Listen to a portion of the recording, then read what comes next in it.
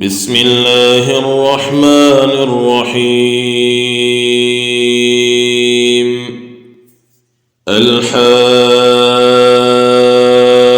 الحاقة ما الحاقة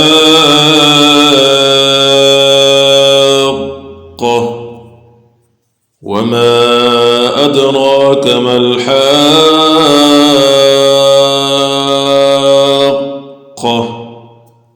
كذبت ثمود وعاد بالقارعة فأما ثمود فأهلكوا بالطاغية وأما عاد فأهلكوا بريح صرصر عاتية سخرها عليهم 7 ليال و8 أيام حسوما فترى القوم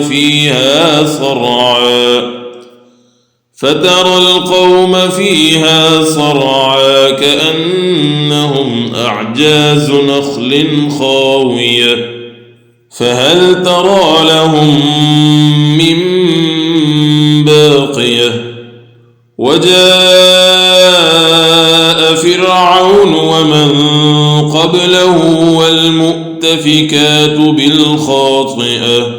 فعصوا رسول ربهم فأخذهم أخذة رابية إنا لما طغى الماء حملناكم في الجارية لنجعلها لكم تذكرة وتعيها أذن واعية فإذا نفخ في الصور نفخة واحدة وحملت الأرض والجبال فدكتا دكة واحدة فيومئذ وقعت الواقعة وانشقت السماء فهي يومئذ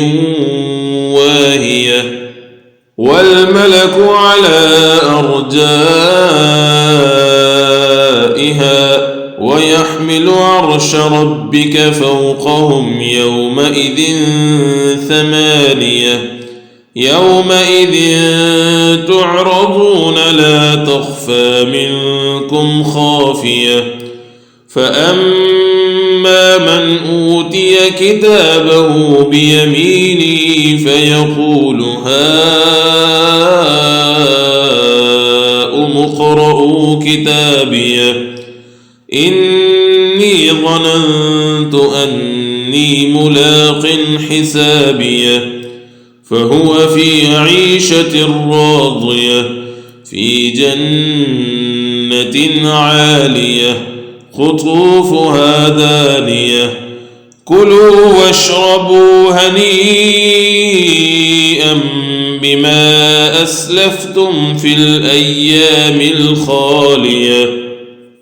وأما من أوتي كتابه بشماله فيقول يا ليتني لم أوت كتابيه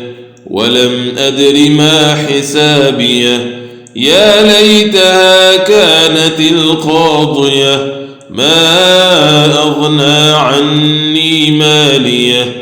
هلك عني سلطانيه خذوه فغلوه ثم الجحيم صلوه ثم في سلسلة ذرعها 70 ذراعا فاسلكوه إنه كان لا يؤمن بالله العظيم ولا يحض على طعام المسكين فليس له اليوم هاهنا حميم ولا طعام إلا من غسلين لا يأكله إلا الخاطئون فلا أقسم بما تبصرون وما لا تبصرون إنه لقول رسول كريم وما هو بقول شاعر قليلا ما تؤمنون ولا بقول كاهن قليلا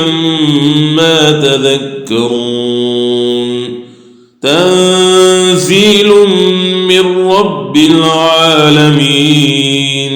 ولو تقول علينا بعض الأقاويل لأخذنا منه باليمين ثم لقطعنا منه الوتين فما منكم من أحد عنه حاجزين وإنه لتذكرة للمتقين وإنا لنعلم أن منكم مكذبين